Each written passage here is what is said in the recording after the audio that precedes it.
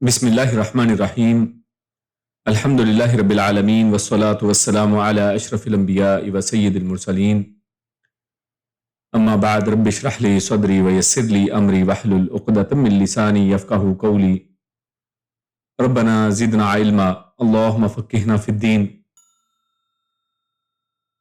آج میں انشاءاللہ تفسیر القرآن الکریم کے اس درس میں سورۃ الاعراف کی آیت نمبر 175 سے 179 175 سے 179 تک کا مطالعہ کریں گے۔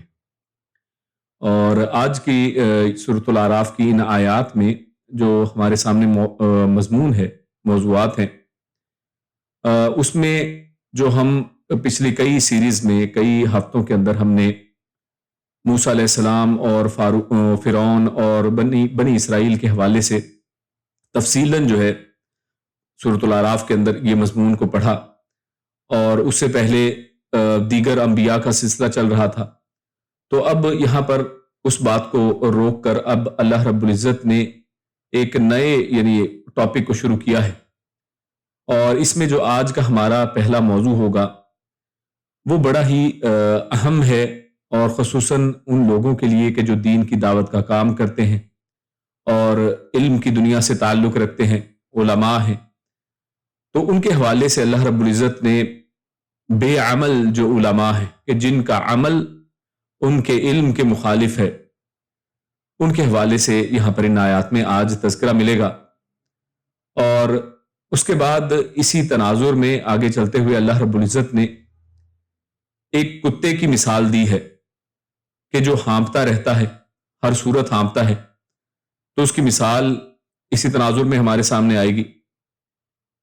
اور پھر اس کے بعد ہدایت کی توفیق اللہ رب العزت نے کن کو دی ہے، کن کو دیتا ہے، اور ہدایت کی توفیق کہاں سے ملتی ہے، اس کے متعلق جو ہے یہ موضوع ہمارے سامنے آئے گا۔ اور آخری موضوع جو ہے وہ اہل جہنم کی اللہ رب العزت نے چند صفات کا تذکرہ کیا ہے۔ تو انشاءاللہ ان تمام موضوعات کو ون بائی ون انشاءاللہ اس کی طرف جائیں گے۔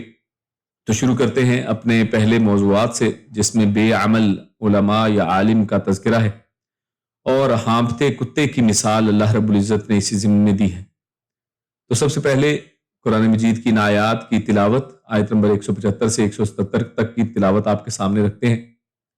اللہ رب العزت ارشاد فرماتا ہے: اعوذ باللہ من الشیطان الرجیم وَاتْلُ عَلَيْهِمْ نَبَأَ الَّذِي آتَيْنَاهُ آيَاتِنَا فَانسَلَخَ مِنْهَا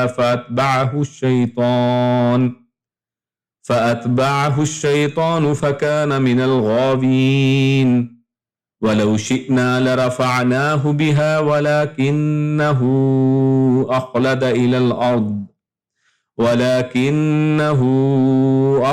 إِلَى الْأَرْضِ وَاتَّبَعَ هَوَاهُ فَمَثَلُهُ كَمَثَلِ الْكَلْبِ إِن تَحْمِلْ عَلَيْهِ يَلْهَثْ أَوْ تَتْرُكْهُ يَلْهَثْ ذَلِكَ مَثَلُ الْقَوْمِ الَّذِينَ كَذَّبُوا بِآيَاتِنَا فَاقْصُصِ الْقَصَصَ لَعَلَّهُمْ يَتَفَكَّرُونَ سَاءَ مَثَلًا الْقَوْمُ الَّذِينَ كَذَّبُوا بِآيَاتِنَا وَأَنفُسَهُمْ كَانُوا يَظْلِمُونَ۔ تو یہ آیت نمبر 175 سے 177 177 تک ہم نے تلاوت کی۔ تو ان میں اللہ رب العزت کیا فرماتا ہے؟ ترجمہ کچھ یوں ہے: اور وَاتْلُو یہ پڑھا جاتا ہے، اکٹھا پڑھتے ہیں۔ اصل میں اتلو یہ پڑھیے، یعنی تلاوت کیجئے، تلاوت کا جو لفظ نکلتا ہے یہ اسی جیسا ہے، یہ وہی لفظ ہے، اور حکمیہ ہے، امر ہے۔ اتلو یعنی پڑھیے، علیہم ان پر، وَاتْلُ علیہم جب کہتے ہیں تو یعنی ان کے سامنے یہ چیز ذکر کیجئے، ان کے اوپر یہ آیات پڑھیے۔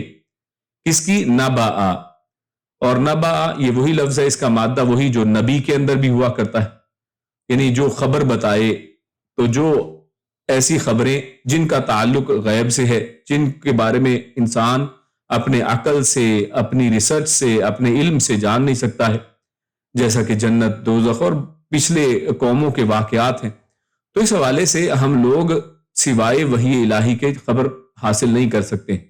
تو اس لیے یہاں پر لفظ نبا یہ آیا ہے، اسی سے نبی ہے، یعنی جو آپ کو وہ خبریں بتاتا ہے کہ جن کا تعلق جو ہے وہ غیوب کے ساتھ ہے، غیب کے ساتھ ہے، اور وحی کے علاوہ ان کو حاصل نہیں کیا جا سکتا۔ تو اللہ فرماتا ہے وَاتْلُ عَلَيْهِمْ نَبَأَ، کہ اے پیارے حبیب صلی اللہ علیہ وسلم آپ تلاوت کیجئے، پڑھیے ان کے اوپر نبأ خبر کی، الذی جو یعنی اس کی جو آتیناہ ہم نے دی اسے، آیاتنا اپنی آیات، فانسلخ پھر وہ نکل گیا۔ اب اس لفظ جو فانسلخ ہے اس کی انشاءاللہ تفصیل ہم آگے تفسیر میں دیکھتے ہیں۔ تو فانسلخ پھر وہ نکل گیا، یعنی وہ شخص جس کی خبر بتائی جا رہی ہے اس کے بارے میں فرمایا کہ ہم نے اسے آیتیں دی، پھر وہ نکل گیا، منہا ان سے، فاتبعہ پھر پیچھے لگایا اسے، الشیطان شیطان نے، یعنی پھر شیطان نے اسے پیچھے لگا لیا، فکانا من الغاوین، تو کانا وہ ہوا، میں سے، الغاوین گمراہ لوگوں میں سے، یعنی جو گمراہ ہو جاتے ہیں، جو راہ کھو بیٹھے ان میں سے وہ ہو گیا۔ ولو شئنا، ولو اور اگر، شئنا ہم چاہتے، اور یہاں پر یہ وہی شئنا میں لفظ ہے جو ما شاء اللہ کے اندر لفظ ہوتا ہے، شاء چاہنا، تو ولو شئنا اگر ہم چاہتے، لرفعناہ، تو یہاں پر لام جو ہے یہ لام تاکید ہے، تاکید کے لیے استعمال ہوتا ہے۔ تو رفع کا مطلب یہ بلند کرنا کو کہتے ہیں، جیسے اردو میں سطح مرتفع، یعنی جو بلند جگہیں ہوتی ہیں ان کے لیے بولا جاتا ہے۔ تو لرفعنا تو ہم بلند کرتے اسے، بہا ان کے ذریعے، یعنی اگر ہم چاہتے تو ہم ضرور بلند کرتے اسے ان کے ذریعے، ولکنہ اور لیکن وہ، اخلدا جھک گیا، الی الارض زمین کی طرف، یعنی ان آیات کے ذریعے ہم چاہتے تو اس کو بلند کر دیتے، لیکن وہ شخص خود جو ہے وہ جھک گیا، اخلدا الی الارض زمین کی طرف، واتبع اور اس نے پیروی کی، ہوا اپنی خواہش کی، ہوا خواہش کو کہتے ہیں ہواہ، یعنی اپنی خواہش کی اس نے پیروی کی۔ فمثلہ، تو مثلو مثال ہے، اس شخص کی یا اس کی، کمثلی جیسے کہ مثال ہے، کا یعنی جیسے کے معنی میں آتا ہے، کی طرح یعنی مماثلت کے لیے یہ بھی آتا ہے، کمثلی جیسے کہ مثال، الکلبی کلب کی، اور کلب کیا ہے؟ یہ کتے کو کہا جاتا ہے۔ اس کو اگر ہم موٹے کاف کی طرح پڑھیں تو وہ قلب جو ہے وہ دل کے لیے لفظ استعمال ہوتا ہے، لیکن یہاں پر جو کاف ہے وہ ڈنڈے والا کاف جو ہے یہ پتلا پڑھیں گے، یعنی تلاوت کے اندر بھی ملحوظ رکھنا چاہیے کہ انسان ایسے الفاظ کو دھیان سے ادا کرے تاکہ معنی نہ بدل جائے۔ کمثل الکلب جیسے کتے کی مثال، ان تحمل ان اگر، تحمل تو بوجھ لا دے، یعنی حمل کس کو کہتے ہیں؟ یعنی بوجھ اٹھانے کو، تو ان تحمل تو اگر تو بوجھ لا دے، علیہ اس کے اوپر، یلحث تو وہ اس وقت کیا کرتا ہے؟ زبان نکال کر ہانپتا ہے، تو کتے کے ہانپنے کو زبان جو نکال کے ہانپتا رہتا ہے اس کو یلحث کہتے ہیں عربی میں، تو وہ زبان نکال کر ہانپتا ہے اگر اس پر بوجھ ڈالا جائے، او تترکہ یا پھر تترکہ تو چھوڑ دے، ترک کر دے، یہ اردو میں ترک کرنا لفظ استعمال ہم کرتے ہیں، تو تترکہ اگر تو اسے چھوڑ دے، یعنی اس کے اوپر کوئی بوجھ نہ بھی ڈال، یلحث تو پھر بھی وہ زبان نکال کر ہانپتا ہے، تو یلحث وہی لفظ ہے، تو وہ زبان نکال کر ہانپتا ہے، چاہے بوجھ اس پر ڈالیں چاہے نہ ڈالیں۔ ذالک یہ ہے، مثل مثال، یہ ذالک اصل میں تو وہ کے لیے استعمال ہوتا ہے، یعنی اس میں اشارہ بعید ہے، دور کی چیزوں کے اشارے کے لیے، لیکن یہ کے معنی میں بھی آ جاتا ہے، تو یہاں پر اس کا معنی یہ ہے۔ تو ذالک مثل القوم، یہ مثال ہے قوم کی، اس قوم کی، الذین جن نے، کذبوا جھٹلایا، کذبون سب نے جھٹلایا، جمع کا صیغہ ہے، بآیاتنا ہماری آیات کو، تو ایسی قوم کی مثال اللہ نے کتے کے ساتھ دی ہے کہ جنہوں نے ہماری آیات کو جھٹلایا۔ فَقْصُصِ الْقَصَصَ، فا تو اقصص تو آپ سنا دیں، تو اقصص یعنی قصہ سنانے کو، قصہ گوئی کو، یعنی واقعہ کو سنانا، تو فَقْصُص اس میں اس کا معنی ہے، تو آپ یہ واقعہ سنا دیں، القصص یہ بیان، یہ قصہ، لعلہم تاکہ وہ سب، اور ہم میں جمع کا صیغہ ہے تاکہ وہ سب جنہوں نے آیات کو جھٹلایا، یتفکرون تاکہ وہ تفکر کریں، تاکہ وہ غور و فکر کریں، تو ان لوگوں کو بھی اللہ نے دعوت فکر دی ہے۔ ساء مثلا، ساء یہ بری ہے یعنی بری ہے، سا بری ہے، مثلا مثال، القوم قوم کی. تو یہاں پر اصل لفظ ہے مثلاً، یہ لکھا ہوتا ہے مثلاً، تو اس کے اوپر چھوٹا سا یہ جو نون زیر کے ساتھ پڑا ہے، جس کو ہم پہلے بھی بیان کر چکے ہیں، نون قطنی کہتے ہیں. اور یہ اصل میں کیوں لگتا ہے؟ جب مثلاً یہ جو نون ہے وہ سکون کیونکہ اس کے اوپر ہوتا ہے آخری، جب بولتے ہیں مثلاً کو تو نون پہ سکون ہے، اور القوم میں لام کے اوپر بھی سکون ہے. تو اس وجہ سے کیونکہ دو ساکن لفظ آپس میں مل نہیں سکتے ہیں، اس لیے جو پہلا نون تھا مثلاً کے اندر جو نون آتا ہے آخر میں، اس کے نون کو زیر دے دی جاتی ہے اور آگے ملا کر پڑھا جاتا ہے. تو اس لیے یہ چھوٹے سے نون کی شکل میں ہمارے انڈیا پاکستان کے جو نسخے ہیں قرآن مجید کے مصاحف، ان کے اندر اس طرح یہ املا کو اس طرح لکھ دیا جاتا ہے. تو مثلا نل قوم، تو مثال ہے اس قوم کی، الذین جو لوگ یا جنہوں نے، کذبوا ان سب نے جھٹلایا، یعنی بہت بری مثال ہے. ساء مثلا نل قوم، یعنی بری مثال ہے اس قوم کی جنہوں نے جھٹلایا بآیاتنا، ہماری آیات کو، وانفسہم اور اپنی جانوں پر، کانوا وہ سب تھے، یظلمون ظلم کرتے، وہ اپنی جانوں پر ظلم کرتے تھے. تو یہ ہم نے آیات جو ہیں وہ تلاوت کی. تو اب ان کی جو تفسیر جو ہے وہ کس طرح کی گئی ہے اس کی طرف چلتے ہیں. تو سب سے پہلے جو آیت ہمارے سامنے ہے، وَاتْلُ عَلَيْهِمْ نَبَأَ الَّذِي آتَيْنَاهُ آيَاتِنَا، تو اس میں جیسے ہم نے پہلے بیان کیا کہ یہاں پر اللہ کے نبی صلی اللہ علیہ وسلم کو اور جو بھی قرآن مجید کو پڑھنے والے ہیں ان کو آگے بیان کرنے کا یہاں پر بیان ہے کہ آپ تلاوت کیجئے ان کے اوپر. کس کی خبر؟ جو یہاں پر اللہ رب العزت قرآن مجید میں ہمیں خبر دے رہے ہیں کہ خبر وہ الذی آتیناہ آیاتنا، جسے ہم نے آیتیں دی، جسے ہم نے اپنی آیتیں جو ہے عطا کی، یعنی اس کے اوپر وہ آیات تلاوت کی گئی، اس تک قرآن و حدیث کا علم پہنچ گیا، اس کو اصل میں اس کے بارے میں خبر دیجئے. تو کیا ہوا؟ فانسلخ، پھر وہ نکل گیا. اب یہ جو فانسلخ ہے یہ لفظ جو ہے سالخ سے نکلا ہے.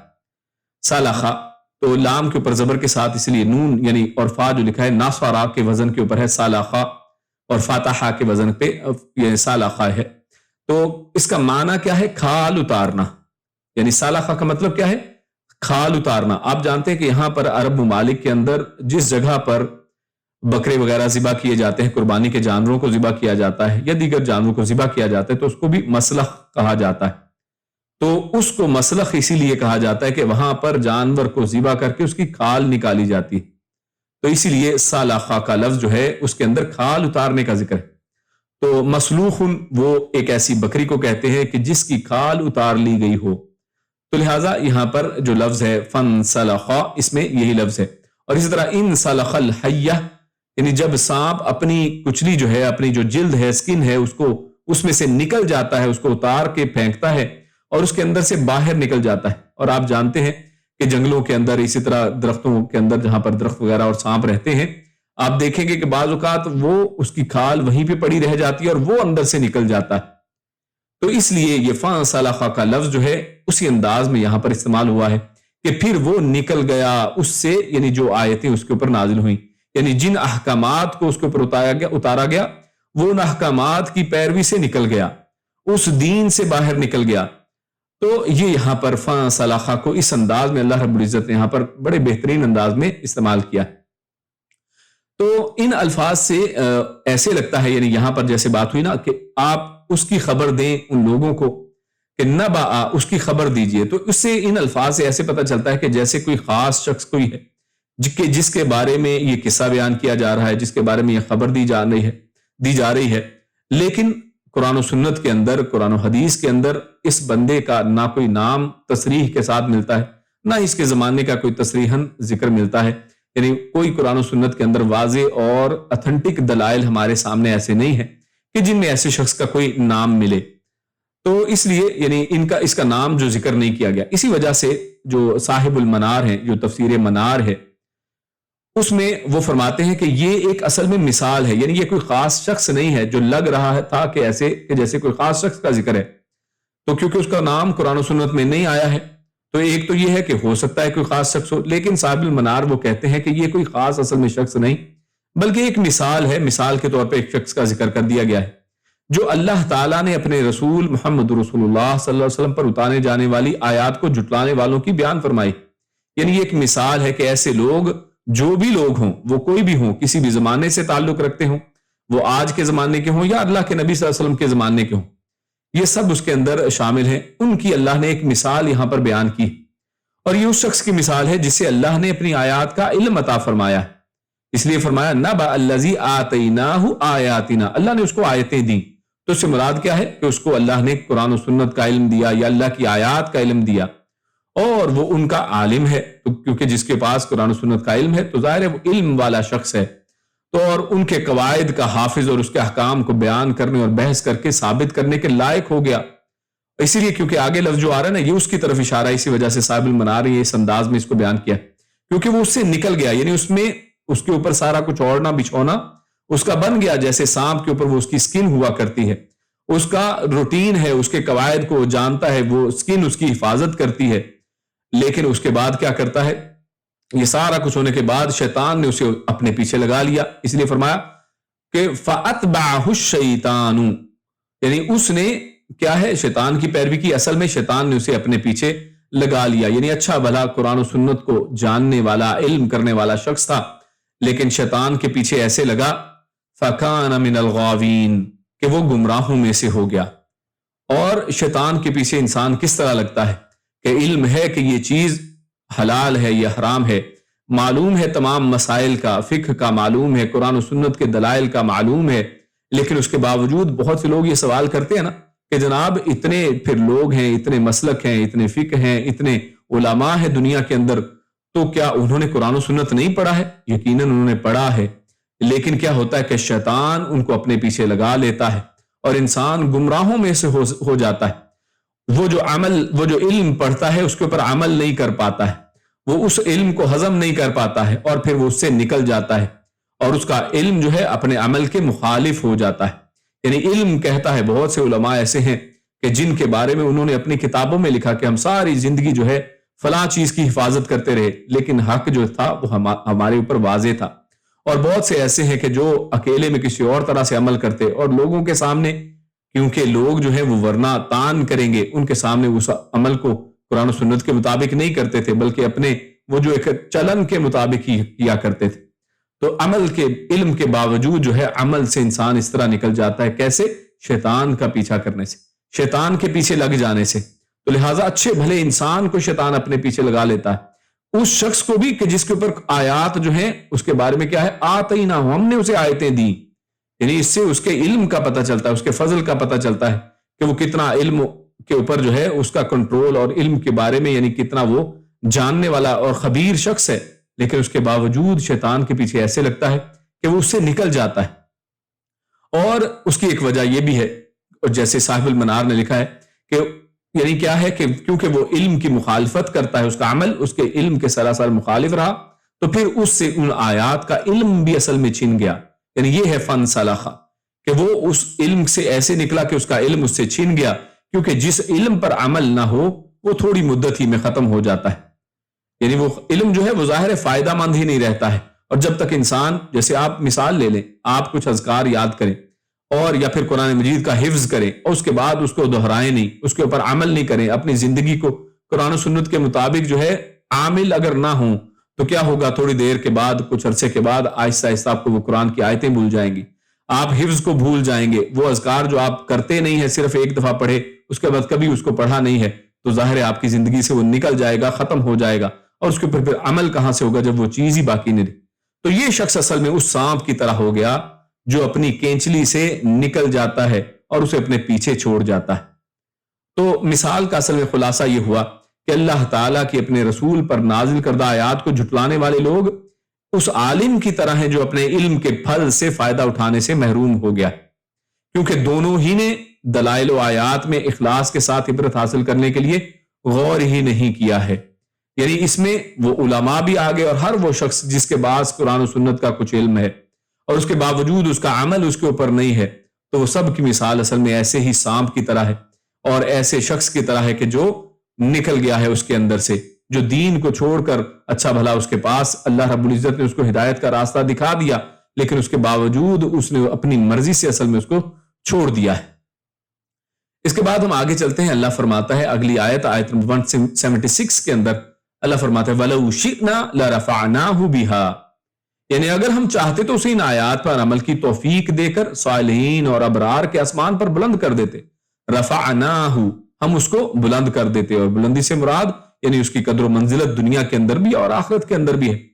اور لیکن یہ کیا ہے؟ یہ توفیق سے ہے. وَلَوْ شِئْنَا اس لیے کہ ہم اگر چاہتے، اگر ہم اس کو توفیق دیتے تو ان آیات پر عمل کی توفیق دے کر صالحینوں اور ابرار کے ساتھ آسمان پر بلند کر دیتے، مگر وہ زمین اور پستی کی طرف چمٹ ہی گیا. اب غور کیجئے، یہاں پر کیا ہے؟ اس شخص کا اپنا عمل آگے آ رہا ہے. وہ کیا ہے؟ وَلَكِنَّهُ أَخْلَدَ إِلَى الْأَرْضِ، وہ خود زمین کی طرف اصل میں کیا ہے؟ وہ جھک گیا ہے، زمین کے ساتھ چمٹ گیا ہے. اس سے مراد کیا ہے؟ اس دنیا کی ساتھ چمٹ جانا، اس دنیا کی چمک دمک کے ساتھ چمٹ جانا. یعنی آج دیکھیے کتنے ہی لوگ ہیں دین کو جانتے ہیں، سمجھتے ہیں، لیکن اس کے باوجود واٹس ایپ کے اوپر کوئی ویڈیو دیکھی، یوٹیوب کے اوپر امیر لوگوں کی باتیں سنی کہ جناب فلاں شخص تو اتنے ملین کما گیا، فلاں شخص تو جناب وہ شخص کامیاب ہے کہ جس نے جناب فلاں میڈل حاصل کیا ہے دنیا کے اندر، اس کے پاس اتنی ڈاکٹریٹ کی ڈگریاں ہیں. اور دنیاوی جو معاملات کے اندر جیسی اس کو دیکھتا ہے تو شیطان اس کو پھسلاتا ہے اور وہ زمین کی طرف جھک جاتا ہے. اور جو بلندی اس کو دین کے ساتھ چپکنے کے ساتھ، دین کو مضبوطی سے تھامنے کے ساتھ ملنی تھی، کیونکہ اس نے اس کو حاصل نہیں کیا، زمین کے ساتھ چپک گیا ہے، تو لہٰذا وہ جو رفعت تھی، وہ جو بلندی تھی، اللہ کی طرف سے جو توقیر تھی، وہ اس سے محروم ہو جاتا ہے. وہ زمین کے ساتھ کیونکہ چپک گیا ہے. وَاتَّبَعَ هَوَاهُ، اور یہ زمین کے ساتھ اس کا چپکنا کیا ہے؟ یہ اس کی ہوا، اس کی خواہش، یعنی اس نے اپنی خواہش کی اصل میں پیروی کی ہے. یعنی ایک تو زمین کے ساتھ چپک گیا، اس دنیا کا ہو کر رہ گیا، آخرت کی فکر اس نے نہیں کی ہے. ارض، اس زمین، کیونکہ انسان کی جو دنیا ہے وہ تو زمین کے اوپر ہی ہے. اس زمین کے اوپر انسان پیدا ہوتا ہے اور اسی زمین کے اندر انسان مر کھپ جاتا ہے. لیکن انسان کی ہمیشگی کی زندگی کیا ہے؟ وہ تو ظاہر آخرت والی زندگی ہے، وہ جنت والی زندگی ہے، اور جس کا زمین کے ساتھ تعلق نہیں ہے. تو لہٰذا وہ زمین کے ساتھ جب چپک کر رہ گیا تو زمین تو ختم ہونے والی چیز ہے. وَاتَّبَعَ هَوَاهُ، اور دوسری بات اس نے پیروی کس کی ہے؟ اپنی خواہش نفس کی، اپنی خواہشوں کے پیچھے چلا ہے. یعنی اس نے قرآن و سنت کو پیچھے چھوڑ دیا، اس لیے من الغاوین پیچھے آیا نا کہ وہ گمراہوں میں ہو گیا اور اس نے اپنی خواہشوں کی پیروی شروع کر دی. تو اس کی مثال ہر وقت زبان نکال کر ہانپتے ہوئے کتے کے ساتھ اللہ رب العزت نے دی ہے، جیسا کہ آگے آ رہی ہے. اللہ فرماتا ہے فَمَثَلُهُ كَمَثَلِ الْكَلْبِ، تو یہ شخص کون سا شخص کہ جس کو یعنی اللہ چاہتا، یعنی اللہ اگر زبردستی کرتا، یہ اصل میں وہ چیز، وہ تقدیر کا معاملہ کہ اللہ رب العزت نے زبردستی نہیں کی ہے. اللہ رب العزت نے حق اور باطل واضح آپ کے سامنے قرآن و سنت کی آیات کے ذریعے سے واضح فرما دیے ہیں، آپ کے سامنے حق رکھ دیا ہے. جیسا کہ پچھلی آیت میں ہم نے پڑھا کہ اس شخص کو علم حاصل ہو گیا، آیتیں اس تک پہنچ گئیں، قرآن و سنت اس تک پہنچ گیا، دلائل اس کے سامنے آ گئی، لیکن اس کے باوجود کیا ہے؟ وہ شیطان کے پیچھے لگتا ہے، گمراہوں میں سے ہو جاتا ہے. اور اگر اللہ رب العزت ہر ایک کے اوپر جو ہے، ہر ایک کو چاہتے تو اللہ کے رب العزت کے لیے کچھ مشکل نہیں، ہر ایک کو جنت میں بھیج دیتے، ہر ایک کو اللہ رب العزت جو ہے ہدایت عطا کر دیتے. لیکن پھر امتحان کہاں رہتا؟ اصل میں امتحان ہی یہ ہے کہ اللہ رب العزت انسان کو آزادی دے، انسان کو آزاد چھوڑ دیا کہ ہاں حق اور باطل تمہارے سامنے رکھ دیے ہیں کہ حق کیا ہے، باطل کیا ہے، اور دونوں کو اپنانے کا یا چھوڑنے کا انجام بھی اللہ رب العزت نے بتا دیا ہے.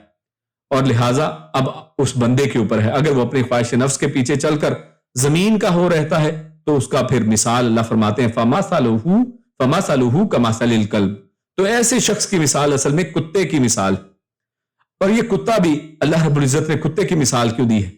آپ دیکھیے کہ بہت سے جانور ہیں، گھوڑے ہیں، گدھے ہیں، یعنی ان کو بھی، اور خصوصاً گدھوں کو بڑا بیان، یعنی کسی کی اگر توہین کرنی ہو تو لوگ گدھا کہہ دیتے ہیں. اور اسی طرح سور ہے اور بہت سے ایسے غلیظ قسم کے جانور ہیں، نجس جانور ہیں، لیکن اللہ رب العزت نے ان کی مثال یہاں پر پیش نہیں کی بلکہ کتے کی مثال پیش کی. تو اس کے اندر بھی اللہ رب العزت کی حکمت ہے. اور وہ کیا کہ آپ دیگر جانوروں کو دیکھیں تو جب وہ جانور تھک جاتے ہیں، جب ان پر کوئی بوجھ ڈالا جاتا ہے تو وہ تھکتے ہیں، ہاں وہ بھی ہانپ جاتے ہیں، تھک جاتے ہیں، لیکن جب ان کے اوپر بوجھ نہ ہو تو بڑے آرام سے سکون سے اپنی زندگی گزارتے ہیں. یعنی بوجھ کی صورت میں تو یقیناً وہ بھی ہانپتے ہیں، لیکن بوجھ نہ ہو تو ان کی زندگی بڑی آسانی سے گزر رہی ہوتی ہے. لیکن کتے کو دیکھیں تو اللہ رب العزت نے جیسے یہاں پر بیان فرمایا ان تحمل علیہ یلہث، اگر آپ اس کے اوپر تھوڑا سا بوجھ ڈال دیں تو کیا ہوگا؟ وہ ہانپے گا. او تترکہ یلہث، چاہے بوجھ نہ بھی ڈالیں، اسے بوجھ اتار بھی دیں یا اس کو چھوڑ دیں، بالکل آزاد، بالکل فارغ ہے وہ، اس کے باوجود وہ ہانپتا پھرتا ہے. اور یہ چیز، یہ کتا ایک ایسا جانور ہے کہ ہم سب اس کے بارے میں جانتے ہیں کہ ہر صورت اب یہ بیٹھا ہوگا کسی کونے میں تو بس منہ زبان اپنے منہ سے باہر نکالے گا اور ہانپتا رہے گا. تو لہٰذا اس کو چاہے سہولت ملے یا نہ ملے، اس کے اوپر بوجھ ہو یا نہ ہو، ہر صورت میں یہ ہانپتا ہی رہتا ہے. تو ہر حال میں اس کی زبان لٹکی ہوئی ہوتی ہے اور وہ ہانپ رہا ہوتا ہے. تو اس لیے اللہ رب العزت نے اس کی مثال دی ہے. اور اس کو اب ہم ایسے شخص کی مثال کے ساتھ، کیونکہ اللہ نے مثال دی ہے، تو ظاہر ہے ایسے شخص کی اب حالت کو دیکھتے ہیں کہ وہ حالت کیا ہے جس کے ساتھ اس کو ملا دیا گیا ہے.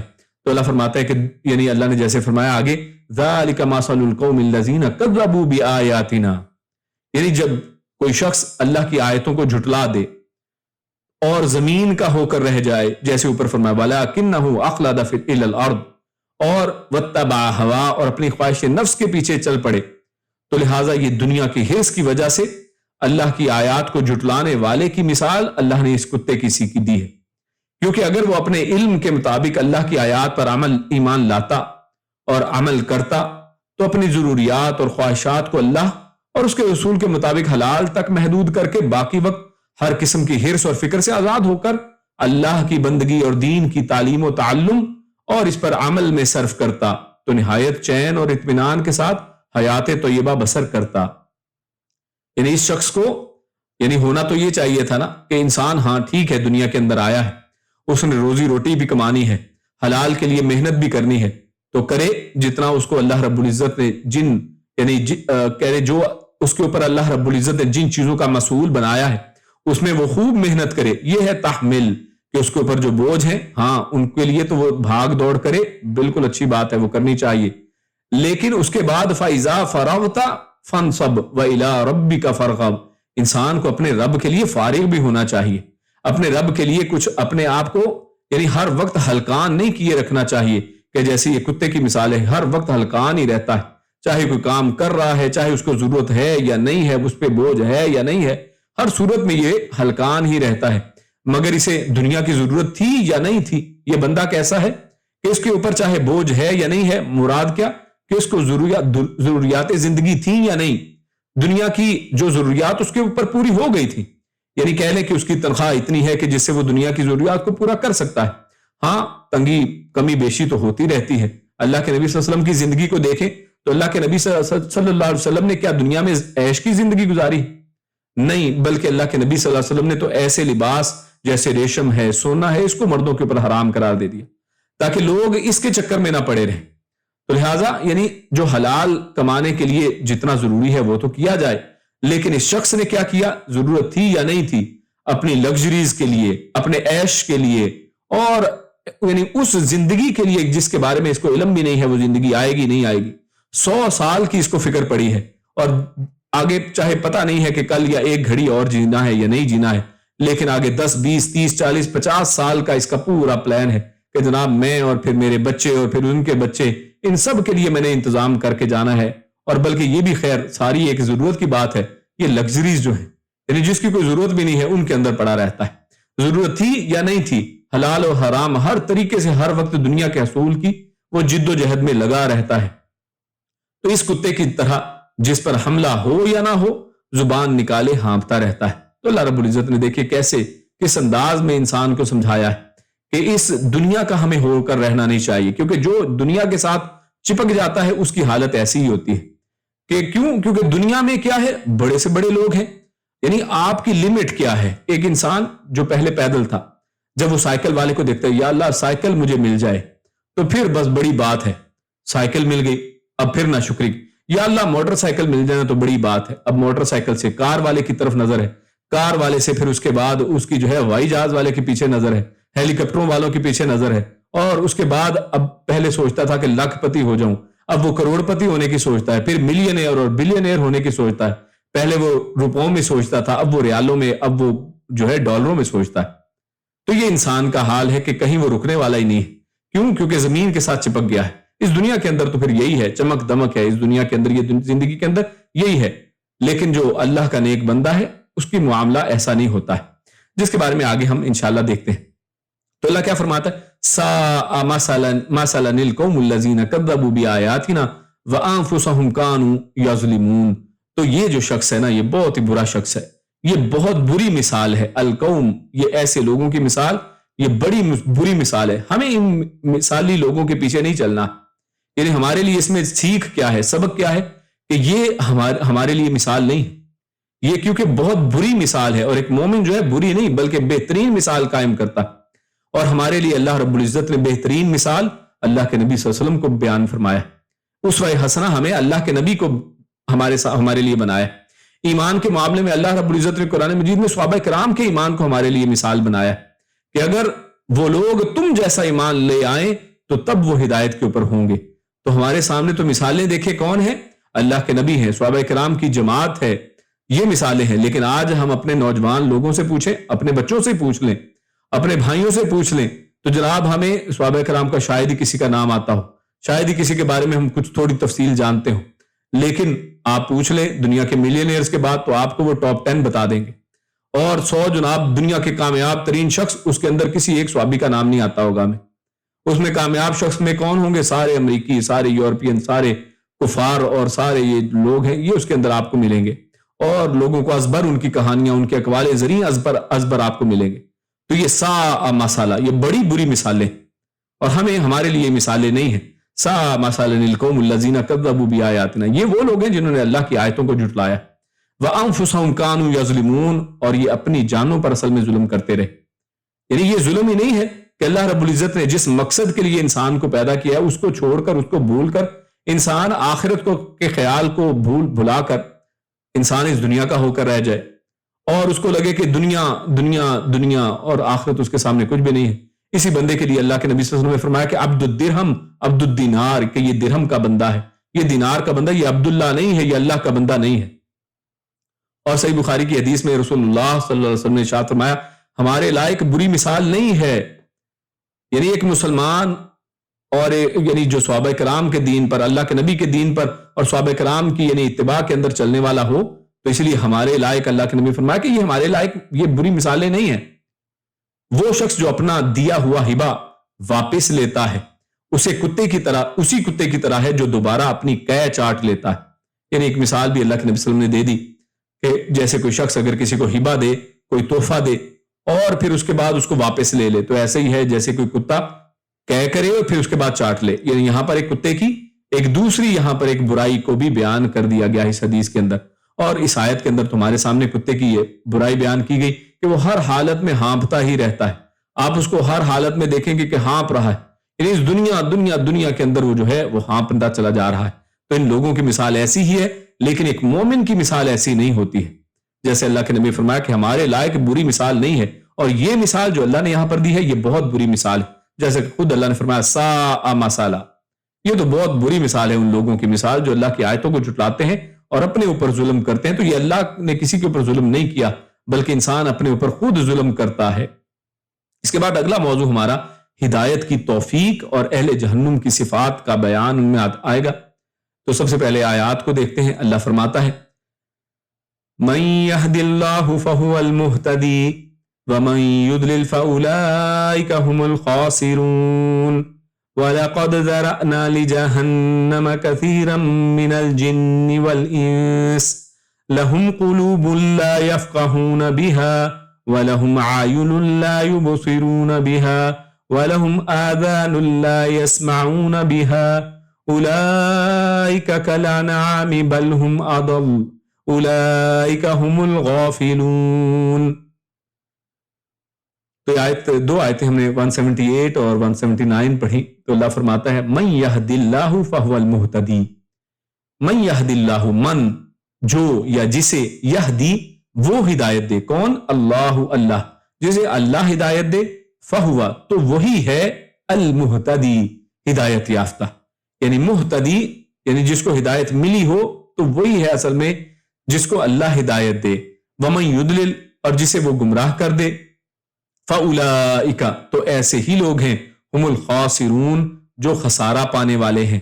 وَلَقَدْ ذَرَأْنَا وَلَقَدْ وا اور لقد یہ لام تاکید ہے اور قد یہ بھی حرف تاکید ہے، یعنی شدید تاکید کے ساتھ اللہ بیان فرماتے ہیں کہ یقیناً ذرأنا ہم نے پیدا کیے لی جہنم جہنم کے لیے کثیراً بہت سے من الجن جنوں میں سے والانس اور انسانوں میں سے لہم قلوب ان کے ہیں قلوب دل، قلب کی جمع ہے، ان کے دل ہیں، لا یفقہون نہیں وہ سمجھتے ہیں، بہا ان سے، یعنی ان کے دل ہیں لیکن وہ ان سے سمجھتے نہیں ہیں، وَلَهُمْ عَایُنٌ وا اور لہم ان کے ہیں اعین، یا عین کی جمع ہے اعین، ان کی آنکھیں ہیں، لا یبصرون بہا لیکن وہ دیکھتے نہیں ہیں ان سے، وَلَهُمْ اور ان کے لیے ہیں آذان، یہ اذن ان کی جمع ہے آذان یعنی کان، ان کے کان ہیں، لا یسمعون نہیں وہ سب سنتے، بہا ان سے، اولئک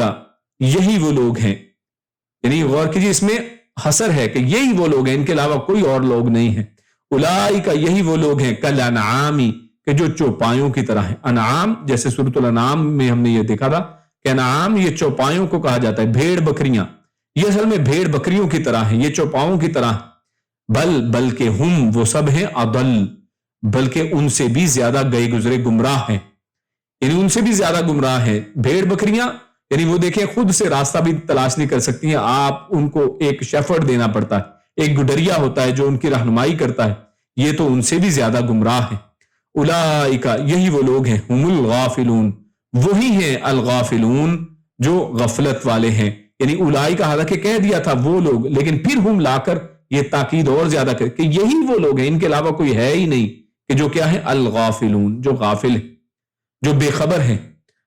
تو لہٰذا یہ جو 2 آیات ہم نے پڑھی، اب ان کی تفسیر کی طرف چلتے ہیں۔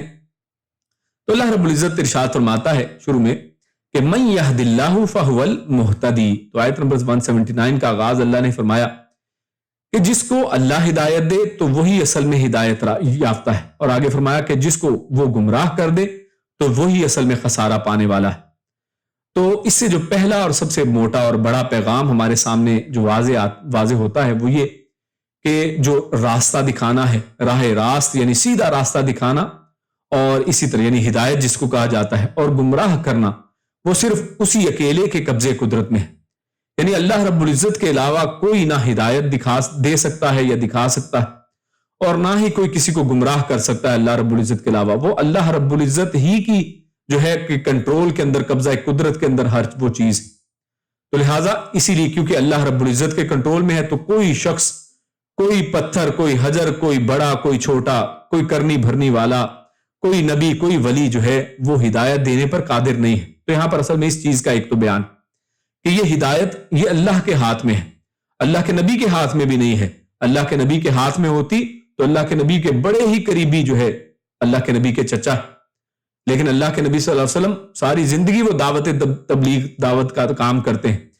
اسی طرح ابو لہب ہے، وہ آپ کے خاندان کے لوگ ہیں، اللہ کے نبی صلی اللہ علیہ وسلم کے ہاتھ میں ہدایت ہوتی، اور جتنے اللہ کے نبی صلی اللہ علیہ وسلم حریص ہیں، جیسے سورۃ الکہف کے شروع کی آیات کے اندر پہلی 10 آیتوں میں اللہ نے کیا ارشاد فرمایا کہ آپ یعنی ان لوگوں کی فکر کے اندر اپنی جان کو ہلاک کر لیں گے۔ اللہ کے نبی صلی اللہ علیہ وسلم کو تو اتنی ہدایت کی فکر رہتی کہ لوگ ہدایت پہ آ جائیں، تو لہٰذا اللہ کے نبی صلی اللہ علیہ وسلم کا کام صرف ہدایت کی طرف رہنمائی کرنا تھا، لیکن ہدایت دینا کس کا کام ہے؟ ہدایت کس کے کنٹرول میں ہے؟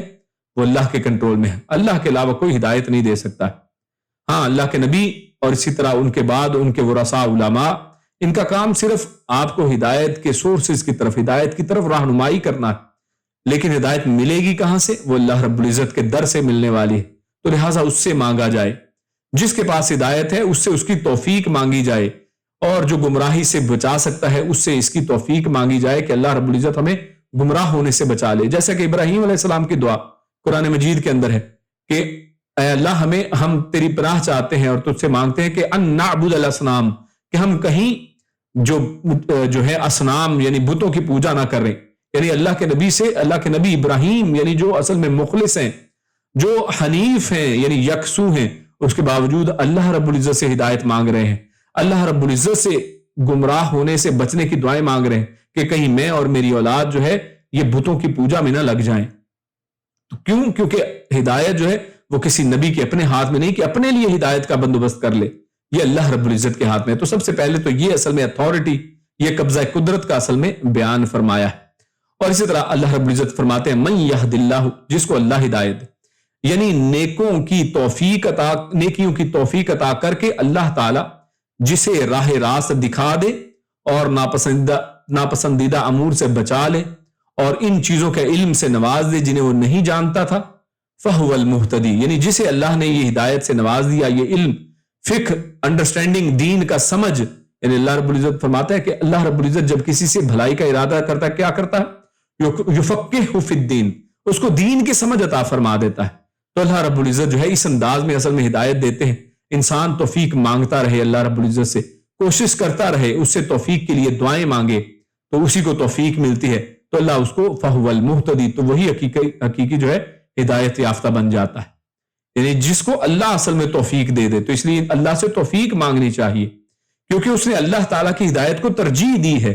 یعنی اس سے یہ بھی ایک چیز کلیئر کر لیں، یعنی کوئی اس سے یہ کنفیوز نہ ہو کہ اللہ رب العزت جس کو چاہے مرضی، یعنی اللہ رب العزت کی کوئی تقسیم ایسی ہے کہ جناب اس کو کہا کہ اچھا یہ بندہ جو ہے لیفٹ سائڈ میں کھڑا ہے، اس کو ہدایت دے دیں، فلاں بندے کو گمراہ کر دیں، ایسا نہیں ہے کہ اللہ رب العزت کی یہ، یعنی جس کو دنیا میں کہتے ہیں نا بندر بانٹ، تو یہ ایسی والی بانٹ اللہ رب العزت کی نہیں ہے، بلکہ اللہ رب العزت جو ہے یہ توفیق کس کو دیتے ہیں؟ جو توفیق کو چاہے، جو اللہ رب العزت سے توفیق مانگے، جو ہدایت کو ترجیح دے، جیسے پچھلی آیتوں میں آیا، اس کے سامنے آیتیں پیش ہوں، ان کو قبول کرے، ان کی تکذیب کرنے والا نہ ہو، اس دنیا کے ساتھ چپٹنے والا نہ ہو، چپکنے والا نہ ہو، بلکہ اپنے آپ کو اس دنیا سے بچاتا چلا جائے۔ دنیا اس کے سامنے بار بار آئے گی کہ جناب مجھے لے لو، اس دنیا کے ہو جاؤ، لیکن بار بار اس یاد دہانی کو یاد رکھے کہ دنیا کا میں نہیں ہوں۔ اللہ کے نبی صلی اللہ علیہ وسلم نے فرمایا، یعنی اللہ کے نبی صلی اللہ علیہ وسلم کی بڑی بہترین حدیث ہے کہ کن فی الدنیا کأنک غریب او عابر سبیل، اس دنیا کے اندر ایسے رہو جیسے تم غریب ہو، اور غریب سے مراد کیا ہے؟ یعنی اجنبی، جیسے اجنبی کوئی شخص ہوتا ہے، او عابر سبیل، اور عابر سبیل کے اندر تو اور انتہا ہے، یہ فصاحت و بلاغت کی غور کیجئے، عابر کہتے ہیں عبور کرنے والے کو، یعنی سبیل راستے کو کہتے ہیں، ایک راستہ ہے، آپ سڑک کے ایک کنارے کھڑے ہیں، اس کو عبور کر کے ایک سڑک کے دوسرے کنارے پہ جانا ہے، اس کو کہتے ہیں عابر سبیل، کہ آپ نے راستے کو کراس کرنا ہے، اس دنیا کے اندر اس انداز میں ہم نے رہنا ہے۔ ہاں، اس کے لیے، اس دنیا کے اندر رہنے کے لیے اللہ رب العزت نے جو لوازمات ہمیں اللہ رب العزت نے قرآن و سنت سے ہمارے اوپر لازم کیے ہیں کہ اپنے بچوں کے لیے حلال رزق کمانا، ہاں اتنے کے لیے جائز ہے، لیکن انسان اس دنیا کی لالچ میں پڑ جائے، اپنی خواہش نفس کے پیچھے لگ جائے تو اس کی گنجائش نہیں ہے، کیونکہ ایسا انسان کرے گا تو پھر وہ اس ہانپتے ہوئے کتے کی طرح۔ اس لیے یہ اس سے اللہ رب العزت کے اوپر کوئی الزام نہیں ہے کہ اللہ جناب جس کو چاہے ہدایت دے دیتا ہے، جس کو چاہے جو ہے اللہ رب العزت گمراہ کر دیتا ہے، ایسی بات نہیں ہے۔ وَمَن يُضْلِلْ، یعنی اور جس کو وہ گمراہ کر دے، یعنی جسے اس کے حال پر چھوڑ کر اور بھلائی کی توفیق سے محروم کر کے وہ گمراہ کر دے، یعنی جو بھلائی مانگتا ہی نہیں ہے، جو اللہ رب العزت کی طرف آتا ہی نہیں ہے، رجوع کرتا ہی نہیں ہے، تو ایسا شخص پھر جو ہے اس کو بن مانگے تو نہیں ملے گا۔ فَأُولَٰئِکَ هُمُ الْخَاسِرُونَ، تو ایسی لوگ ہیں جو نقصان اٹھانے والے ہیں۔ خود اللہ رب العزت نے سورۃ العصر کے اندر لفی خسر کہہ کر پکارا ہے، قسم کھائی ہے عصر کی، ان الانسان لفی خسر، کہ انسان یقیناً بڑے ہی گھاٹے والا ہے، بڑے ہی نقصان اٹھانے والا ہے۔ اور یہاں پر کہتے ہیں، یعنی جو گرامر کو جاننے والے وہ کہتے ہیں کہ یہاں پر اللہ نے 5 قسمیں کھائیں، یا 5 تاکیدیں، اصل میں قسم تو ایک کھائی ہے، 5 تاکیدیں کی، اور ان 5 تاکیدوں کے اندر اللہ فرماتا ہے کہ انسان خسارے میں ہے۔ اور الا الذین آمنوا وعملوا الصالحات، لیکن وہ جو ایمان لایا، اس کو اللہ کے اوپر ہمیشہ ایمان رہتا ہے، وہ اللہ کے اوپر بھروسہ کرتا ہے، اللہ کے اوپر ہمیشہ نظر رہتی ہے، آخرت اس کا مطمع نظر ہوا کرتا ہے۔ وعملوا الصالحات، اور کیونکہ آخرت اس کا مطمع ہے تو عمل بھی پھر وہ ویسے ہی کرتا ہے صالح، کہ جو آخرت میں لے جانے والے ہوں، پار کرانے والے ہوں، آخرت کے گھر کے حصول کے لیے ممید اور معاون ہو، وہ عمل وہ کرتا ہے۔ اور وتواصوا بالحق وتواصوا بالصبر، اور وہ حق کی تلقین کرتا ہے اور صبر کی تلقین کرتا ہے، خود بھی صبر کرتا ہے۔ اب غور کیجئے، وہ یعنی ہاہاکار نہیں مچاتا ہے کہ جناب یہ ہو گیا، وہ ہو گیا، فلاں ہو گیا، میں تو لوٹا گیا، مارا گیا، اس دنیا کے چکر میں وہ ایسا نہیں کرتا ہے، بلکہ صبر کرتا ہے۔ اللہ کے نبی صلی اللہ علیہ وسلم کے اوپر جتنے مظالم ڈھائے گئے ہیں، خود اللہ کے نبی نے فرمایا کہ اس سے پہلے کسی نبی کے اوپر ایسے مظالم نہیں ڈھائے گئے، لیکن اللہ رب العزت قرآن مجید میں آپ دیکھیے کہ اللہ کے نبی صلی اللہ علیہ وسلم کو بار بار، یعنی بے شمار دفعہ، یعنی بے حد بہت زیادہ دفعہ آپ دیکھیں گے کہ اللہ رب العزت ان کو کہتے ہیں کہ صبر کیجئے، یعنی اللہ کے نبی کو ہمیشہ اللہ رب العزت نے کیا نصیحت فرمائی ہے؟ صبر کی نصیحت فرمائی کہ آپ صبر کریں، اور صبر جو ہے یہی اصل میں اولو العزم لوگوں کی نشانی ہوا کرتی. تو خیر یہی لوگ قیامت کے روز اپنے آپ کو اور اپنے گھر والوں کو خسارے میں ڈالنے والے ہیں، اور خبردار یہی کھلا خسارہ ہے. تو اس رب کریم نے جو کچھ کیا ہے، یعنی یہ اہم بات اس آیت کے حوالے سے سمجھ لیں کیونکہ اس سے کوئی غلط فہمی پیدا نہ ہو، کہ رب کریم نے جو کچھ کیا ہے وہ عین عدل ہے. یعنی یہ نہیں کہ جس کو چاہے ہدایت دے دی، جس کو چاہے گمراہ کر دیا، کیونکہ وہ ذرا برابر بھی ظلم نہیں کرتا ہے. خود اللہ فرماتا ہے وَمَا رَبُّكَ بِظَلَّامٍ لِّلْعَبِيدِ، کہ آپ کا رب جو ہے وہ بالکل بھی بندوں کے ساتھ ظلم کرنے والا نہیں، اور تیرا رب اپنے بندوں پر ہرگز کوئی ظلم کرنے والا نہیں.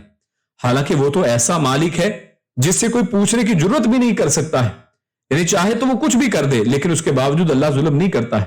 خود قرآن میں اللہ فرماتا ہے لا يسأل عما يفعل وهم يسألون، اس سے نہیں پوچھا جاتا اس کے متعلق جو وہ کرے. یعنی اللہ جو چاہے کر گزرے، اس سے نہیں پوچھ سکتا کوئی کہ اللہ تو نے مجھے ایسا کیوں پیدا کیا، ویسا کیوں پیدا کیا، اس سے کوئی انسان پوچھ نہیں سکتا ہے، بلکہ وہ پوچھتا ہے ان سے. وَهُمْ يُسْأَلُونَ، بلکہ قیامت والے دن ان سے پوچھا جائے گا کہ بھائی تمہیں میں نے پیدا کیا تھا، فلاں فلاں نعمتیں دی تھیں، اور آخرت کے بارے میں تمہیں یہ سارا کچھ بتا دیا تھا کہ اس دنیا میں نہیں رہنا بلکہ آخرت میں رہنے کا گھر ہے، تو پھر بھی تم نے نصیحت قبول کی یا نہیں کی؟ تو لہٰذا اس سے یہ باتیں پوچھی جائیں گی. اللہ سے پوچھا نہیں جا سکتا ہے، لیکن اس کے باوجود وہ ظلم نہیں کرتا ہے. یہ اللہ رب العزت کی حکمت کے ساتھ اور ہر بندے کی اس کی ترجیحات کے اوپر ہے. اس کے پاس آپشن ہے. یعنی یہ بڑا بہترین ایک جملہ ہے کہ ہر بندے کے پاس ہمیشہ آپشن ہوتی ہے. یعنی کوئی بندہ کہنے نہیں میرے پاس آپشن ہی نہیں تھی، یعنی کوئی عذر نہیں قرآن میں آخرت میں پیش کر سکتا کہ میرے پاس آپشن نہیں تھی. ہر بندے کے پاس اللہ نے آپشن دی ہے کہ یہ کرے یا یہ کرے، اس دنیا کو چنے یا آخرت کو چنے، حلال کمائے یا حرام کمائے، دین کے راستے کو لینا چاہتا ہے یا دنیا کے راستے کو لینا. ہر بندے کے پاس آپشن ہے. ہاں ہر بندے کی اپنی اپنی پرائرٹی ہے. کسی کی پرائرٹی یہ ہے کہ نہیں جناب میں نے یہ کرنا ہے، میں نے وہ کرنا ہے، میں نے تو ابھی یہ کام کرنے ہیں اس دنیا کے اندر، میں نے ابھی یہ بھی بنانا ہے، وہ بھی بنانا ہے، یہ بھی میرے ٹارگٹس ہیں. تو اس کی مرضی بھائی، جو مرضی کرے، آخرت میں اس کو پتہ چل جائے گا. اور پتہ کیا چلے گا؟ خود اللہ فرمایا ہم الخاسرون، یہ لوگ خسارہ اٹھانے والے ہیں. قیامت والے دن خسارہ اٹھائیں گے. اس دنیا کے اندر ہی پیپر آؤٹ کر دیا، بتا دیا گیا ہے کہ آخرت میں ایسے لوگوں کے لیے خسارہ ہے. رسول اللہ صلی اللہ علیہ وسلم اپنے ہر خطبے میں حمد و ثنا کے بعد فرمایا کرتے تھے کہ من یہد اللہ فلا مضل لہ ومن یضلل فلا ہادی لہ. صحیح مسلم کی حدیث ہے کہ جسے اللہ سیدھی راہ پر لگائے اسے کوئی گمراہ نہیں کر سکتا، اور جسے وہ گمراہ کر دے اسے کوئی سیدھی راہ پر نہیں لگا سکتا ہے. تو لہٰذا اللہ رب العزت سے ہدایت مانگی جائے، اللہ رب العزت سے توفیق مانگی جائے، اور اللہ رب العزت سے اس گمراہی سے بچنے کی دعائیں مانگی جائیں. جیسا کہ سورۃ الفاتحہ کے اندر انسان ہر نماز کی ہر رکعت کے اندر یہ مانگتا ہے کہ اللہ اہدنا الصراط المستقیم، مجھے سیدھے راستے پر چلانا. صراط الذین انعمت علیہم غیر المغضوب علیہم ولا الضالین، کہ ان کے راستے پر کہ جن کے اوپر تیرا انعام ہوا، ان کے راستے پہ نہیں کہ جن پہ تو غضبناک ہوا اور جو گمراہ ہو گئے. لیکن اس کے باوجود دیکھیں کہ ہمارے عمل کیا ہے، وہی انہی لوگوں کے راستے پہ، انہی لوگوں کی ڈگر پر ہم چلتے ہیں کہ جن کے اوپر اللہ نے غضب کیا ہے، جن کو اللہ نے گمراہ کر دیا ہے، اور جو گمراہ ہوئے ہیں ان لوگوں کے پیچھے ہم چلتے ہیں، انہی کے راستے پہ ہم چلتے ہیں. یعنی جب ہماری چوائسز ہی ایسی ہیں تو پھر کیا ہے؟ یعنی اللہ رب العزت نے ہمیں آپشن دیے ہیں اور آپشنز ہمارے پاس ہیں. وَلَقَدْ زَرَعْنَا لِجَهَنَّمَ كَثِيرًا مِّنَ الْجِنِّ وَالْإِنسِ. تو آج کی آخری جو آیت ہے 179، اس کے اندر اللہ کیا فرماتا ہے؟ البتہ یقیناً ہم نے پیدا کیے ہیں جہنم کے لیے بہت سے جن اور انسان. نہیں، اللہ رب العزت نے جو جن انسان ہیں ان میں سے اکثریت جو ہے وہ کن کے لیے پیدا کی ہے؟ وہ جہنم کے لیے پیدا کی ہے. اب یہاں پر ایک اور، یعنی پچھلی آیت میں ہم نے حالانکہ کلیئر کر دیا ہے، تو کلیئر رہنا چاہیے اس چیز کو کہ اس سے مراد اصل میں کیا ہے. یعنی یہاں پر بھی زور زبردستی نہیں ہے کہ انسان کو کہے کہ مجھے تو جہنم کے لیے ہی پیدا کیا ہے. بھئی آپ کو خبر آئی ہے، آپ کو کوئی میل آئی ہے، آپ کے ہاتھ میں کہ کیا کوئی سیکریٹ ڈاکومنٹ آ گیا ہے کہ آپ جہنم میں جانے والے ہیں. تو لہٰذا کوئی شخص قیامت والے دن اللہ کے سامنے یہ بھی عذر نہیں رکھ سکتا کہ تو نے تو مجھے جہنم کے لیے پیدا کیا، کیونکہ کسی کو معلوم نہیں ہے کہ ایک تقدیر میں کیا لکھا ہے. لہٰذا اللہ کے اوپر اچھا گمان کیا جائے، اللہ رب العزت سے اس کی قدر و منزلت کے مطابق مانگا جائے، اس سے توفیق مانگی جائے، اس سے جنت نہیں بلکہ جنت الفردوس مانگی جائے. اللہ رب العزت سے اللہ کے نبی صلی اللہ علیہ وسلم کی شفاعت مانگی جائے، اللہ کے نبی صلی اللہ علیہ وسلم کا دیدار اور اللہ کے نبی صلی اللہ علیہ وسلم کی رفاقت جنت کے اندر مانگی جائے. اللہ رب العزت سے اللہ کا دیدار مانگا جائے اور اللہ کے عرش کا سایہ مانگا جائے. اللہ رب العزت ہم سب کے لیے یہ دعائیں قبول فرمائے. تو لہٰذا یہ ہے اصل میں وہ چیز، یعنی یہ نہیں ہے کہ اللہ رب العزت کوئی جبر کرنے والا. تو یہاں پر بعض نے یہ کہا کہ لی جہنم میں یہ جو لام ہے لی، یہ برائے عاقبت ہے، یعنی برائے انجام یہ ہو سکتا ہے، یعنی اس سے مراد انجام اصل میں اللہ رب العزت بتا رہے ہیں، یعنی اپنے حواس سے صحیح فائدہ نہ اٹھانے کی وجہ سے وہ انجام کار جہنم میں جائیں گے۔ یعنی یہاں پر لی یعنی وجہ بتائی گئی ہے کہ وہ وجہ کیا ہے، وہ انجام اصل میں کیا ہونے والا ہے۔ تو انجام جہنم والے وہ کیوں بنیں گے؟ تو وہ اس لیے کیونکہ انہوں نے اپنے جو حواس خمسہ تھے، اللہ نے جو علم دیا تھا اور جس کا آگے ذکر بھی آ رہا ہے، تو انہوں نے ان سے کام نہیں اصل میں لیا، ان سے فائدہ نہیں اٹھایا۔ جو اللہ نے انہیں آنکھیں دی تھی، اللہ نے انہیں جو دل دیا تھا، اللہ نے جو انہیں کان دیے تھے، ان سے فائدہ نہیں اٹھایا اور جہنم کا ایندھن بن گئے، گویا انہیں جہنم ہی کے لیے پیدا کیا گیا تھا۔ تو یعنی یہ مراد ہے یہاں پر کہ ہم نے انہیں پیدا ہی جہنم کے لیے کیا تھا۔ تو اس سے مراد اصل میں یہ ہے کہ انہوں نے اصل میں کام نہیں لایا ان چیزوں کو، یعنی کائنات کو بناتے ہوئے اللہ تعالیٰ کو آئندہ کی ہر بات کا علم تھا کہ فلاں جن یا انسان نے دنیا میں جا کر دوزخیوں والے کام کرنے تھے، اسی علم کے مطابق اس نے سب کچھ لکھ دیا تھا۔ تو اور اسی کو تو ہم قضاء و قدر کہتے ہیں۔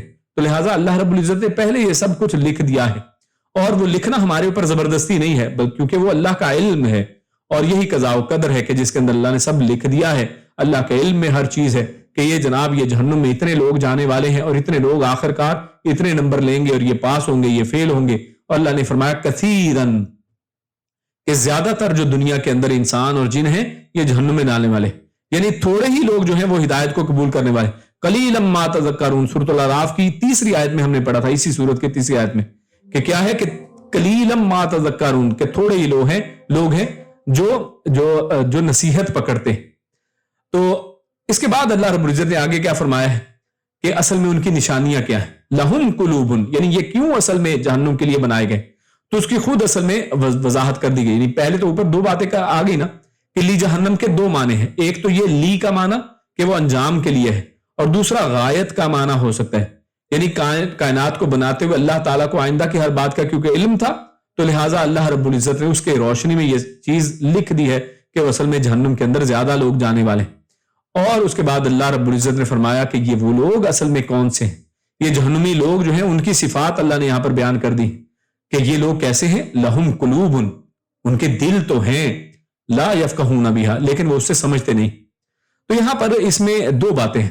ایک تو بات یہ ہمیں پتہ چلی کہ یعنی اللہ رب العزت نے دل تو سب کو دیا ہے، لیکن ایک دل کا وہ فنکشن ہے جو آج ہمیں سائنس بتاتی ہے کہ دل جناب پمپ کرتا ہے۔ بایولوجی میں ہم پڑھتے ہیں کہ دل کا کام کیا ہے، خون کی گردش کو جو ہے وہ انسان کے جسم میں جو ہے گردش کرنا۔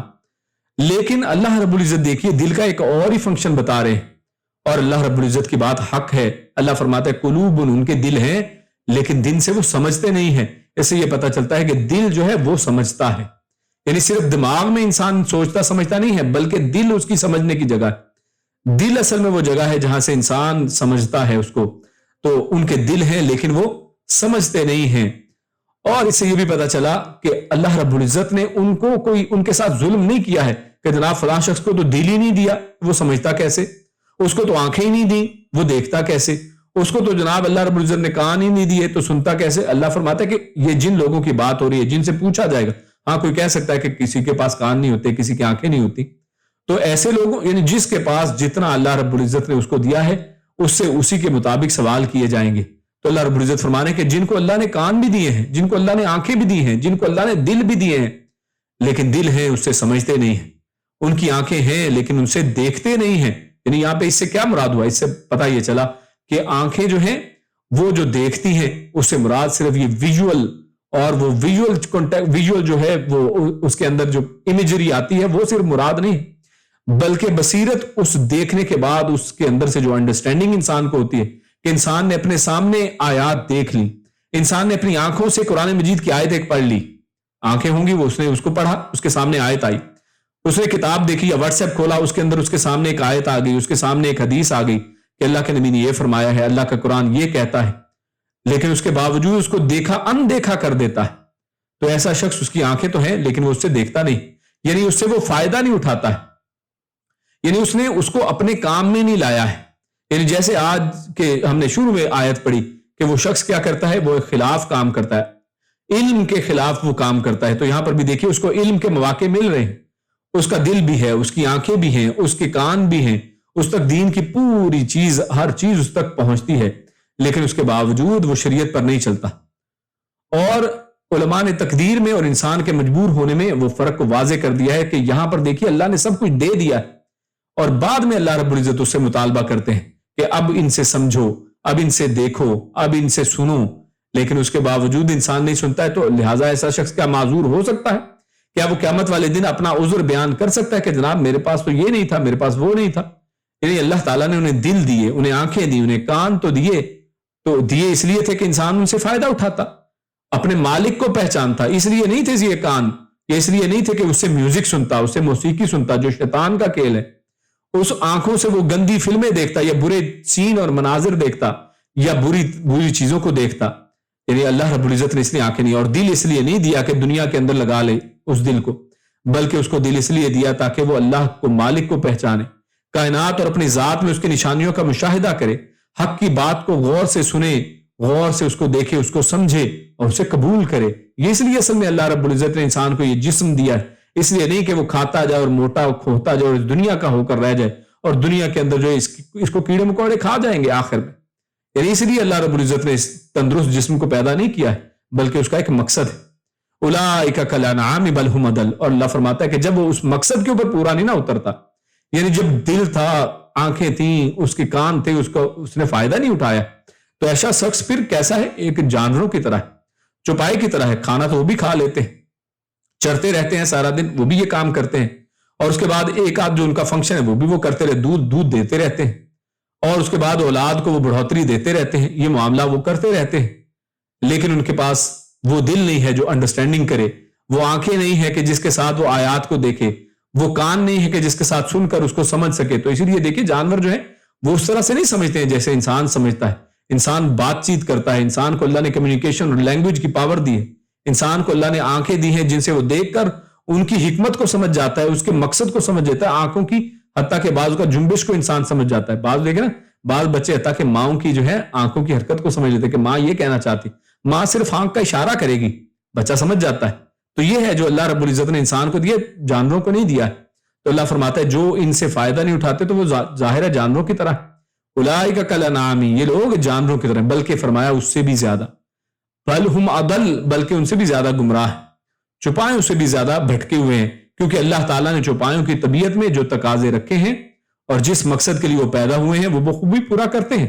اس کے برعکس یہ جو کفار ہیں اپنے مقصد حیات یعنی عبادت کے بجائے اپنے ارادہ اور اختیار سے اپنے خالق کی نافرمانی کر رہے ہیں. یعنی ان کے پاس یہ ساری چیزیں ہیں، لیکن وہ دیکھتے بھی ہیں، سنتے بھی ہیں، سب کچھ اللہ نے ان کو دیا ہے، لیکن اس کے باوجود اس سے نافرمانی کرتے ہیں، اس سے فائدہ نہیں اٹھاتے ہیں. اولئک هم الغافلون. تو آخر میں اللہ رب العزت فرماتے ہیں کہ یہ لوگ پھر کیا ہیں؟ یہی اصل میں غافل ہیں. اولئک پہلے کہا وہ لوگ، پھر کہا ہم، یعنی وہی لوگ. تو اس میں سٹریس آ گئی کہ یہی اصل میں لوگ ہیں جو اصل میں غفلت والے ہیں. اور غفلت کس چیز سے؟ تو اس کے متعلق مفسر دو معنی اس کے لکھتے ہیں. یعنی اپنے مقصد حیات سے غافل ہیں. ایک تو ان کو اس چیز کی غفلت ہے کہ دنیا میں ہم آئے کیوں ہیں، ان کو یہی نہیں پتا. یہ دنیا میں صرف کھاتے پیتے بچے پیدا کرتے ہیں، ایک دو مکان بناتے ہیں اور جناب واپس چلے جاتے ہیں. ان کی زندگی کا اور کوئی مقصد نہیں ہے، صرف امیر ہونا، صرف دنیا کے اندر ٹھاٹ باٹ سے رہنا. اس دنیا کے اندر جناب آپ نے اولاد کے لیے بڑا کچھ بنا دیا، بڑا مقصد حل ہو گیا اور اسی کو اپنی دنیا سمجھتے ہیں. تو یہ اصل میں اصل مقصد سے غافل ہے اور مرنے کے بعد زندگی اور جواب دہی سے بے فکر ہے. دوسرا یعنی غفلت کیا ہے؟ آخرت سے غفلت، کہ ان کو پتہ ہی نہیں ہے کہ جناب آخر کار جتنے مرضی اچھی ڈائٹ کھا لیں، جتنی مرضی صحت بنا لیں، آخر کار تو مرنا ہی ہے. دنیا کے اندر معلوم ہے نا، بہت سے لوگ جانتے ہیں کہ جناب یہ جو مائیکل جیکسن تھا اس میں پتہ نہیں کتنے ڈاکٹر رکھے ہوئے تھے، کیسی جیکٹیں پہنتا تھا جس میں اے سی لگے ہوئے تھے، بے شمار یعنی اس کی حفاظت کے لیے انتظامات تھے، پلاسٹک سرجریاں کرواتا تھا. لیکن کیا زندہ رہا ہے؟ نہیں زندہ رہا، یعنی آخر کار مر گیا ہے. فرعون اپنے آپ کو رب العالی کہتا ہے، زندہ ہے؟ نہیں ہے، دنیا سے جا چکا ہے، مر چکا ہے. تو لہٰذا یہ آخرت کی غفلت بھی ہے اور اس دنیا کے مقصد کی بھی غفلت ہے. دونوں ہی غفلت اس سے مراد ہے. اور شاہ عبد القادر رحمہ اللہ وہ اپنی تفسیر موضح میں وہ کہتے ہیں کہ اللہ اور رسول صلی اللہ علیہ وسلم کو پہچاننا اور ان کے احکامات کو سیکھنا ہر شخص پر فرض ہے. اگر کوئی ایسا نہ کرے گا تو جہنم میں جائے گا. یعنی اس لیے کیونکہ اللہ نے اس کو عقل، اس کو قلب دیا ہے، اس کو اللہ نے آنکھیں دی ہیں، اس کو کان دیے ہیں. تو لہٰذا اور اللہ کے نبی نے فرمایا ہے کہ یہ جو علم حاصل کرنا ہر مرد عورت کے اوپر فرض ہے.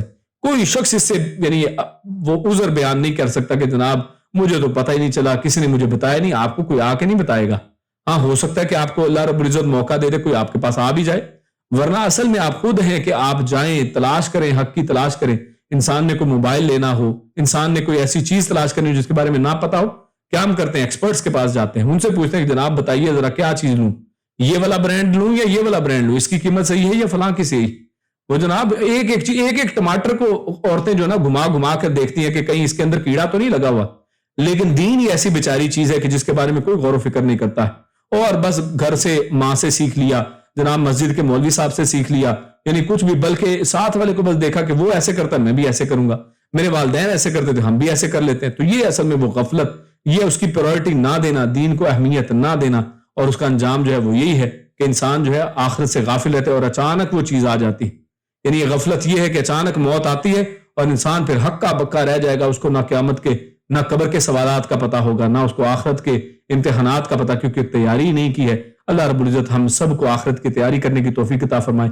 اللہ رب العزت ہم سب کا خاتمہ ایمان پر اور اسلام پر فرمائے۔ اللہ رب العزت ہم سب کو نیک عمل اور اچھی سمجھ کی توفیق عطا فرمائے۔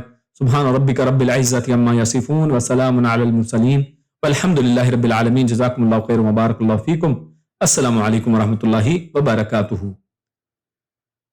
جی اس کے بعد ہمارا جو کوئز ٹائم ہے اس میں سوالات۔ پہلا سوال، الذی آتیناہ آیاتنا فانسلخ منہا، تو آیت میں فانسلخ کا کیا مفہوم بیان ہوا؟ اور اس طرح وَلَوْ شِئْنَا لَرَفَعْنَاهُ بِهَا، یہاں پر لَرَفَعْنَاهُ سے کیا مراد ہے؟